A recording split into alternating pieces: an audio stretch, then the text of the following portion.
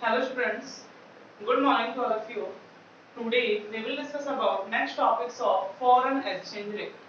कल हमने स्टडी किया था impact of change in demand on foreign currency कि जब भी डिमांड चेंज होती है तो उसका फॉरेन करेंसी के ऊपर क्या इफेक्ट पड़ता है।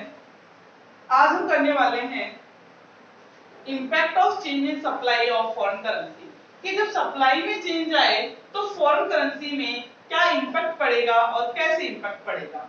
तो यहाँ पर सबसे देखो, जब सप्लाई चेंज होगी तो सप्लाई चेंज होने का मतलब है या तो सप्लाई क्या होगी इंक्रीज, या तो सप्लाई क्या होगी इंक्रीज इन सप्लाई होगा या फिर क्या होगा decrease in supply, decrease in supply, या तो इंक्रीज इन सप्लाई होगी या फिर डिक्रीज इन सप्लाई होगा। अब इंक्रीज इन सप्लाई इसके अंदर क्या है, इंक्रीज इन सप्लाई का मींस है when a supply curve shift to right side, जब भी सप्लाई कर्व कहां शिफ्ट हो जाता है राइट साइड शिफ्ट हो जाता है। डिक्रीज इन सप्लाई का मतलब क्या है when a supply curve shift to left side shift हो जाए। तो सबसे पहले हमें क्या करना है, इक्विलिब्रियम को डिटरमाइन करना है। OX and OY, OX x पर हमने क्या लिया demand and supply of foreign exchange, demand and supply of foreign exchange. OY axis पर हमें क्या लेना है, यहाँ पर OY एक्सिस पर क्या होगा foreign exchange rate, foreign exchange rate, this is demand and it's supply. ये हो गया हमारा demand and supply. Demand and supply जहां पे एक दूसरे को क्या कर रहे हैं इंटरसेक्ट कर रहे हैं, ये क्या है हमारा इक्विलिब्रियम, OR क्या इक्विलिब्रियम एक्सचेंज रेट और OQ क्या इक्विलिब्रियम क्वांटिटी।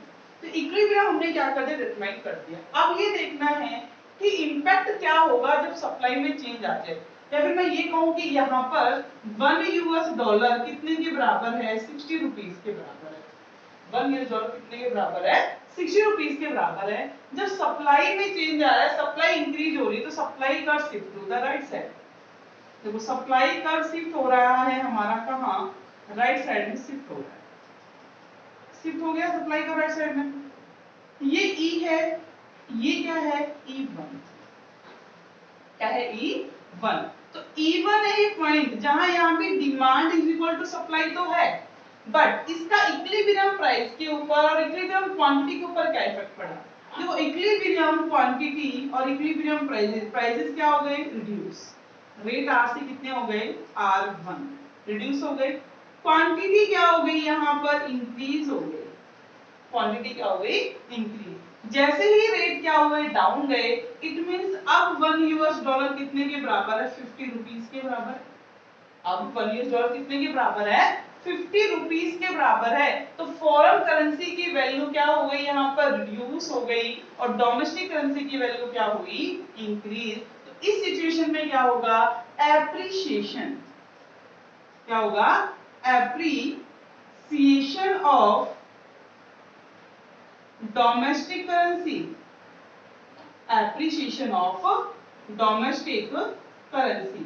जो डोमेस्टिक करेंसी है वो क्या हो चुकी है एप्रिशिएट हो चुकी है। तो एप्रिसिएशन का मतलब increase the value of domestic currency in terms of foreign currency, कि डोमेस्टिक करेंसी की वैल्यू का बढ़ जाना किसके टर्म्स में फॉरेन करेंसी के टर्म्स में इंक्रीज हो जाना क्या कहलाएगा एप्रिसिएशन ऑफ डोमेस्टिक करेंसी। तो एप्रिसिएशन डोमेस्टिक करेंसी के व्यूज हमें देखना है। एप्रिसिएशन डोमेस्टिक करेंसी का मतलब है rise in the value of domestic currency for foreigners. अब फॉरेनर क्या करने वाले हैं can not demand of domestically produce goods, क्योंकि डोमेस्टिक प्रोड्यूस गुड्स क्या हो चुका है कॉस्टली फॉर फॉरेनर। तो क्या वो लोग डिमांड करेंगे, डिमांड नहीं करेंगे। जब वो डिमांड नहीं करेंगे तो हमारा एक्सपोर्ट क्या हो जाएगा फॉल, एक्सपोर्ट क्या हो गया फॉल और इंपोर्ट क्या हो गया राइज। देखो इस सिचुएशन में क्या होगा इंपोर्ट राइज होगा और एक्सपोर्ट क्या हो जाएगा, fall, because now 50 rupees are paid for $1। अब $1 को खरीदने के लिए कितनी पेमेंट करनी पड़ती है, ओनली 50 की। तो क्या कोई भी अपने डॉलर को सस्ते में सेल करना चाहेगा, नहीं चाहेगा। जब वो हमें क्या नहीं करेंगे, उस गुड्स को सेल नहीं करेंगे, तो हम वहां से क्या करेंगे, इंपोर्ट, हमारा इंपोर्ट क्या पड़ेगा।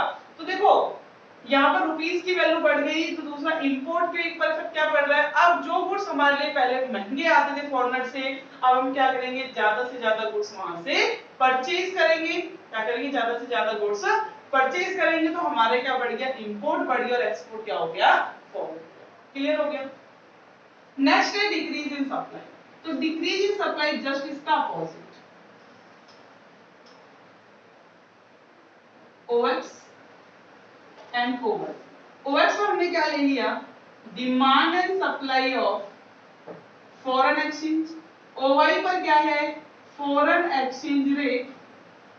This is demand and this is supply. It is equilibrium, equilibrium quantity and equilibrium prices. E पर यहाँ डिमांड इज इक्वल टू क्या है, सप्लाई।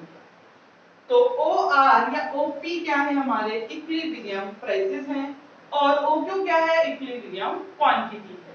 अब क्या इफेक्ट देखना है, when supply decrease, when supply decrease. तो when supply decrease it means supply curve shift to the left side. जो सप्लाई कर्व है वो कहां शिफ्ट हो जाता है, लेफ्ट साइड में शिफ्ट हो जाता है। कहां शिफ्ट होता है सप्लाई कर्व, हमारा लेफ्ट साइड शिफ्ट होगा। तो लेफ्ट साइड हमारा सप्लाई कर्व क्या हो गया, शिफ्ट हो गया, S to S। So what will be the impact on this curve? The even change. E to even, E से even पर change आ गया। तो what is the effect on equilibrium price? तो equilibrium price is also rise, R to R1। equilibrium price क्या हो गए, rise, and quantity supply decrease। quantity supply क्या हो गई यहाँ पर, decrease। देखो prices rise हुए, जैसे एक्सचेंज रेट बढ़ा तो क्वांटिटी क्या हो गई, कम। क्यों, पहले क्या था, $1 कितने के बराबर है, 60 रुपीस के बराबर है। और जैसे ही क्या हुआ है, सप्लाई हमारी डिक्रीज हुई है, सप्लाई की डिक्रीज होने से $1 कितने के बराबर हो गया, यहाँ पर 70 रुपीस के बराबर हो गया, क्योंकि फॉरेन एक्सचेंज रेट है उसके प्राइसेस बढ़ गए। It means now 70 rupees are required for purchasing $1। अब हमें 70 रुपीस की जरूरत है क्या करने के लिए, एक डॉलर को खरीदने के लिए। तो यहाँ पर ये हमारी करेंसी, डोमेस्टिक करेंसी क्या हो रही है, डेप्रिशिएट हो रही है। हो रही है डेप्रिशिएट। हम यहाँ इसको क्या कहेंगे, depreciation of domestic currency. Depreciation of domestic currency. जो डोमेस्टिक करेंसी है वो क्या हो चुकी है, हमारी डेप्रिशिएट हो चुकी है। तो what will be the impact on export और इंपोर्ट। एक्सपोर्ट इंपोर्ट के ऊपर क्या इफेक्ट पड़ेगा, डेप्रिशिएशन का मतलब कि our domestically produced goods are cheapest in relation to foreigner goods. हमारा जो गुड्स है वो फॉरेनर गुड्स के कंपैरिजन में कैसा हो गया, सस्ता हो गया है। इट मींस अब हमारा क्या बढ़ेगा, एक्सपोर्ट। तो अब हमारा एक्सपोर्ट राइज हो जाएगा। एक्सपोर्ट क्या हो जाएगा, राइज, एंड इंपोर्ट क्या हो जाएगा, फॉल हो जाएगा। क्लियर हो गया। तो ये था increase in supply and decrease in supply. Impact था जब भी सप्लाई क्या होगी, चेंज होगी, उसका फॉरेन करेंसी के ऊपर क्या इंपैक्ट पड़ने वाला है। नेक्स्ट अब हमारा मैनेज्ड फ्लोटिंग।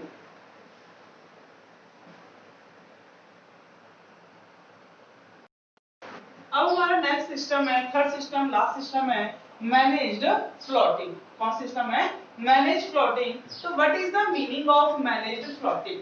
तो managed floating is a system, ये वो सिस्टम है of floating exchange rate, floating exchange rate का, in which there is occasional intervention, जहां पर ओकेजनली क्या किया जाता है, इंटरवेंशन, मतलब कि इंटरफेयर किया जाता है बाय द सेंट्रल बैंक। किसके द्वारा, सेंट्रल बैंक, आरबीआई बैंक के द्वारा, इन टू इन्फ्लुएंस द फ्लोट, जिससे जो फ्लोट आया हुआ है, जो फ्लोट का मतलब तो फ्लक्चुएशन, जो उतार चढ़ाव आया हुआ है वो प्रभावित करने के, इन्फ्लुएंस करने के लिए, और मैनेज द फ्लोट, उस फ्लोट को मैनेज करने के लिए, it is also called dirty floating. इसीलिए इसको हम क्या बोलते हैं, डर्टी फ्लोटिंग भी कहते हैं। डर्टी फ्लोटिंग क्यों कह रहे हैं, क्योंकि फ्लोटिंग एक्सचेंज रेट तो क्या था, फ्लोटिंग एक्सचेंज रेट का मींस तो ये था when the exchange rate is fixed by the force of demand and supply. जहां भी एक्सचेंज रेट को डिमांड एंड सप्लाई की फोर्स से क्या किया जा रहा था, फिक्स किया जाता है, वो होता है फ्लोटिंग। बट यहाँ पर अब आरबीआई बैंक क्या कर रही है, खुद इंटरफेयर कर रही है कि जिससे जो फ्लॉट आया हुआ है, जो भी फ्लक्चुएशन फ्लक्चुएशंस आई हुई है, वो क्या हो जाए, स्टेबल हो जाए। तो यहाँ फॉरेन एक्सचेंज मार्केट के अंदर इंटरफेयर कौन कर रही है, आरबीआई इंटरफेयर कर रही है। आरबीआई चाहे तो उसको इन्फ्लुएंस भी कर सकती है, मैनेज करने, मतलब दोनों ही कंडीशंस में क्या करती है, उसको इंटरवेन करती है। इसीलिए this float is called managed floating. इसी वजह से इसको क्या कहा जाता है, मैनेज्ड फ्लोटिंग। अब क्वेश्चन अराइज होता है, आरबीआई क्या उन्हें जाकर बोलती है कि आरबीआई ऐसा क्यों करती है और आरबीआई कैसे करती है। तो आरबीआई इसको जो फ्लॉट है उसको इन्फ्लुएंस करती, इंटरवेंशन करती है through the sale and purchase of foreign exchange. क्योंकि RBI has also abundant stock of foreign exchange. RBI के पास भी क्या है, अबंडेंट स्टॉक है, किसका, फॉरेन एक्सचेंज का। 1991 से पहले तो आरबीआई केवल क्या थी, कंट्रोलर थी फॉरेन एक्सचेंज की। 1991 में जब इकोनॉमिक रिफॉर्म्स हुए, उस टाइम फॉरेन एक्सचेंज मार्केट को एस्टैब्लिश किया गया, तब उसको ये वर्क सौंपा गया था। बट आरबीआई ने फिर भी फॉरेन एक्सचेंज का कुछ प्रोपोर्शंस अपने पास रखा है। आरबीआई भी फॉरेन एक्सचेंज को, फॉरेन करेंसी को अपने पास रखती है। अगर अब वो कैसे करेगी, मैंने कहा सेल एंड परचेज के थ्रू, सेल एंड परचेज के थ्रू क्या करेगी वो, फॉरेन एक्सचेंज को मैनेज कैसे करती है, देखो थ्रू द डायग्राम हम देखते हैं। OX and ओवाई। ओएक्स पर आपने क्या ले लिया, demand and supply of foreign exchange. OY पर क्या है, foreign exchange rate, demand and supply. ये क्या किया कि जो हमारी flexible exchange rate flexible market है, हम ये कहें जो डिमांड एंड सप्लाई फोर्सेस के थ्रू जो प्राइस डिटरमाइन हुए हैं, वो क्या है, ई प्राइस। ये एक्सचेंज रेट है, यहाँ पर 1 यूएस डॉलर कितने के बराबर है, इसको 60। बट आरबीआई को लगता है कि इससे हमारी जो डोमेस्टिक करेंसी है वो क्या हो रही है, डेप्रिशिएट हो रही है। क्या हो रही है, डेप्रिशिएट। हमारे रुपीस की वैल्यू गिर रही है, और गिरने का कारण क्या है कि लोग क्या कर रहे हैं, डिमांड ज्यादा कर रहे हैं। देखो अगर ये यहाँ से बढ़ते यहाँ बढ़ गए, बढ़ गई डिमांड, बी से D1, अब एक डॉलर 70 रुपीस का हो गया। भाई देखो पहले 60 था, ठीक था।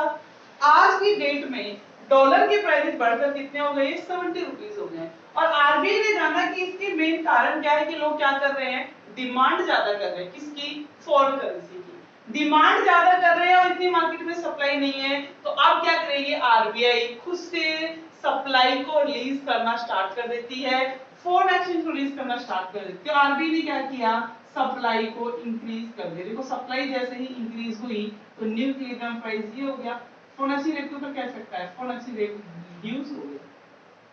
क्या हो गया, फॉरेन एक्सचेंज रेट रिड्यूस हो गया। तो यहाँ पर आरबीआई के इंटरवेंशन होने का कारण क्या है कि वो अपनी डोमेस्टिक करेंसी को डेप्रिशिएट नहीं होने देगी, अपनी करेंसी को डेप्रिशिएट नहीं होने देगी।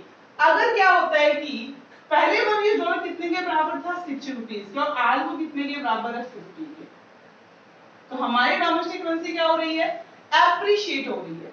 डोमेस्टिक करेंसी क्या हो रही है, एप्रिशिएट। देखा कि फॉरेन करेंसी के एप्रिशिएट होने का जो कारण है, वो एप्रिशिएट होने का कारण क्या है, कारण है कि लोग क्या नहीं कर रहे, डिमांड नहीं कर रहे। क्या नहीं कर रहे लोग, फॉरेन एक्सचेंज की डिमांड नहीं कर रहे। डिमांड क्या हो गई, रिड्यूस हो गई, बी से डी। डिमांड की रिड्यूस होने से फॉरेन एक्सचेंज रेट है वो गिर रहा है, यहाँ है। तो आरबीआई क्या है, आरबीआई खुद से डिमांड करना स्टार्ट कर देती है, खुद से डिमांड करना स्टार्ट कर देती है। जैसे डिमांड बढ़ेगी वापस इस पॉइंट पर आ जाएगी। या फिर हम ये कहें कि डिमांड खुद से कर, अब कहोगे कि मैम ऐसा क्यों करती है आरबीआई, जबकि डोमेस्टिक करेंसी रुपीस की वैल्यू तो जितना ज्यादा बढ़े उतना ज्यादा बेटर है। तो ये जो सिचुएशन है, देखो डेप्रिसिएशन ऑफ डोमेस्टिक करेंसी तो सभी को पता है कि भाई ये हमारे लिए बेटर नहीं है, हमारे रुपीस की वैल्यू गिरती जा रही है। बट हमारे रुपीस की वैल्यू बढ़े, ये भी हमारी इकोनॉमी के लिए बेटर नहीं है।